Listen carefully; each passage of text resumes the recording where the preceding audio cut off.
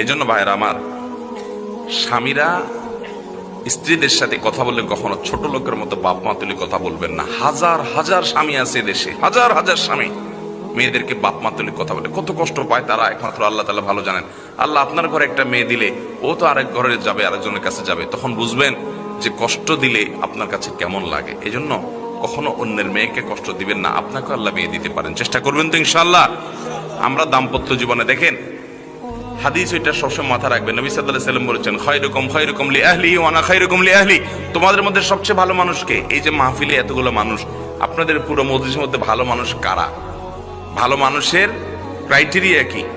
যে মানুষগুলো বিবাহিত, তাদের মধ্যে ভালো মানুষ হলো যার বউয়ের তারে বলে যে আমাদের আব্দুল্লাহর বাপ, আমাদের লিটনের বাপ, আমার স্বামী, এই লোকটা তার মতো মানুষ হয় না, আমি তার উপর অনেক খুশি। ব্যাস।